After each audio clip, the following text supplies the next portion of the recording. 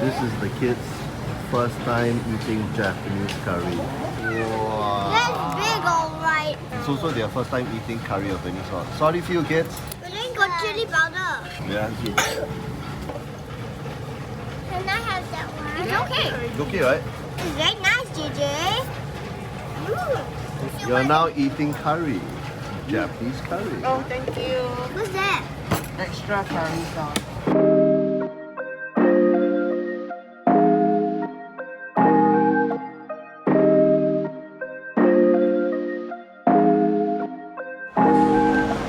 Morning. Actually, good afternoon, really. It's really lunchtime, almost 1 p.m. Okay, hi, you're watching Greg Speed Eats, and I'm at Chinatown Complex to talk about Shi Xiang Satay. Satay meaning satay lah.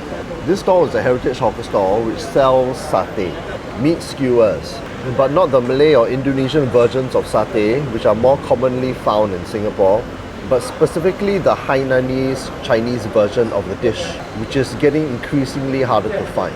So for those of you who don't actually know what satay is, satay actually has its origins from the Indonesian island of Java, and satay is one of the national dishes of Indonesia. But Hainanese satay is a variation of satay which came about when the Chinese from the Hainan region of China, the Hainanese, emigrated to Singapore and other parts of Southeast Asia more than 100 years ago. And they came up with their own version of satay. The main difference is that Hainanese satay serves pork with a piece of pork fat in the middle as one of its meat options. Malay and Indonesian satay doesn't serve pork because obviously they're halal and they can't eat pork. Also, the peanut sauce comes with a dollop of pineapple puree in it. It is lighter flavoured with less chili, spice and sweetness. But even when it comes to Hainanese satay stalls, right, this stall in Chinatown Complex, Shi Xiang Satay, is unique. It's unique among Hainanese satay stalls because they flavour their satay with a little more of a spice kick than is usual. So the satay is kind of like a cross between Malay and Hainanese satay styles. Shi Xiang Satay has been around since 1955 as a pushcart stall along Sago Lane. And back then it was run by So Ji Ki, 79 years old in 2022, and her husband who has since passed on. The store relocated to Chinatown Complex when the hawker centre opened its doors in 1983, and the stall is currently being run by their son, Mark Young, who is 54 in 2022. So come, let's have taste.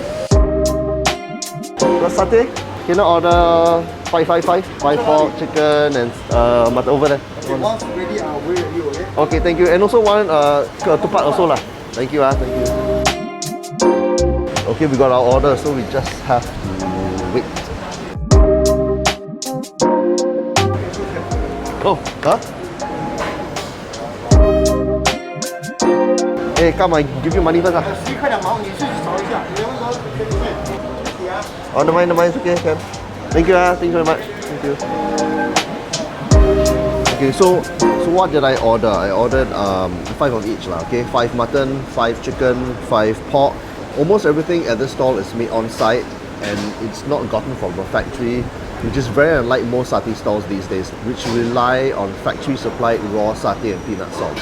There are still a few things which are gotten from a factory, but I'll point out which ones are the ones. The seasoning and skewering of the satay is still done by Madam So, I believe, and if you're lucky, you'll see her at the stall doing the skewering of the meat before the stall opens for business.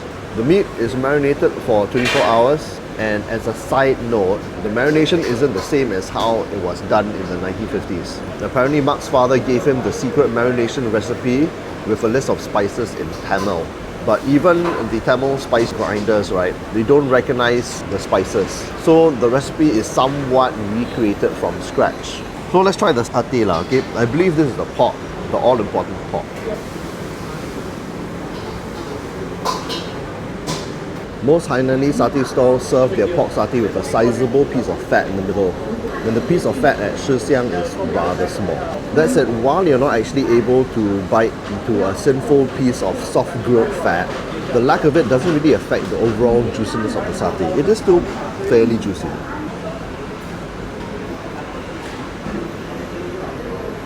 Okay, here we go. With the fat. There's still a bit of fat over here. Let me show you.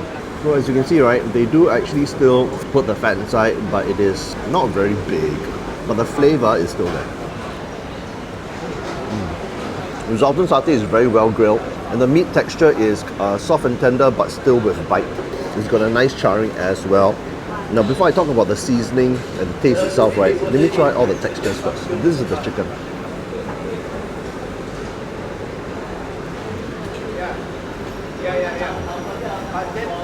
Lovely, wonderfully soft. Again, with bite, but still very soft and tender. And the marination, wonderful. You know, of course, it's got a wonderful char to it. Now this is the mutton.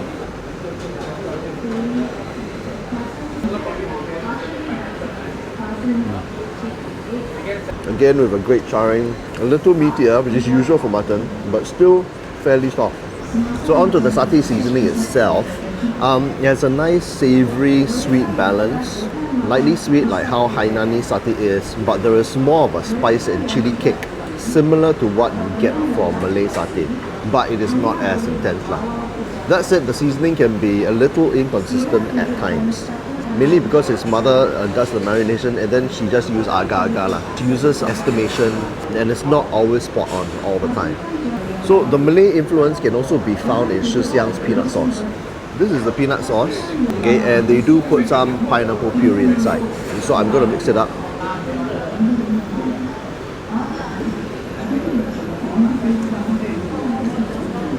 Looking amazing. So the peanut sauce for Hainanese satay is usually creamy, lightly flavored and not spicy. But at Shi Xiang, the sauce is as creamy as how the Hainanese do it, but with more spice, more chili and oil richness. But it isn't as thick and robust and oil rich like how the top Malay satay stallholders do it lah. So dipping the mutton into the sauce itself, specifically concentrating on the pineapple puree.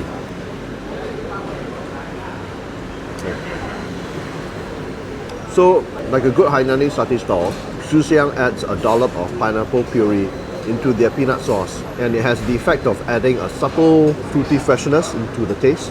It helps to cut through the richness of the fat and the rich peanut sauce just a bit. Now the other unusual highlight is actually the ketupat itself, and I would say that if you're a satay aficionado, satay fan, huge hardcore fan, this is actually the bigger highlight.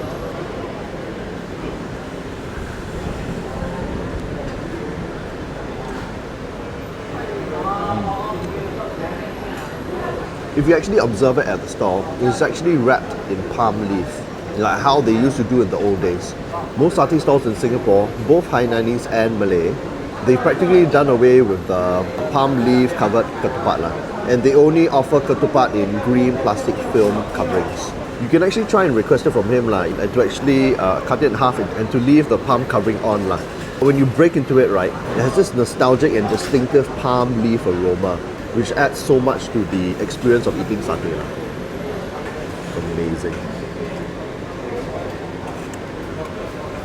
Look closely, the rice itself has a bit of bite and still retains some shape of the rice. So you can tell that it hasn't been overly compressed or overly steamed or anything like that. So according to Mark, there are only 2 suppliers in Singapore that offer the original palm covered ketupat lah.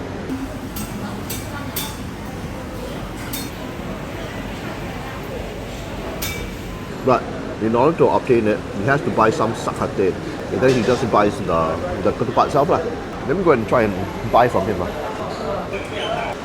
Hey, do you mind if I just buy the ketupat you cut and then I might show the palm I don't thing? have the ketupat ready right No more already ah? Alamak, wasted. Okay. Hey, but actually, do you have any of the palm covering in the trash? Give me, it's not nice, sir. Never mind, it's okay. I might just need to show this thing. Okay. Take it. Okay, I got it here. This is the palm covering itself. So imagine the rice actually fits inside, and this itself is actually very hard to get nowadays lah. But if you smell it itself, right, it actually has got a very distinctive aroma to it. See? It's got that very palm vegetable aroma lah. It's very nice. He actually fished it out of the trash can for me.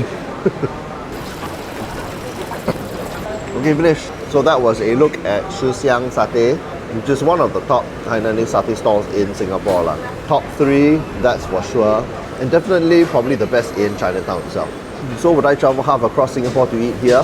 A definite yes, and actually a lot of people do, because there are a lot of the beer outlets around here at night, and beer and satay is like a marriage made in heaven. Even though the seasoning has changed since the 1960s, this version as it currently stands, right? It is actually a very nice marriage between the Hainanese and Malay styles of satay. And the aroma of the palm leaf in the ketupat, oh my god, truly unforgettable. My only complaint with the ketupat is that it could perhaps be steamed a little bit more, just to get a little bit more moisture into the mix. So thanks for watching another episode of Great Speed Eats, where I eat through the whole of Singapore.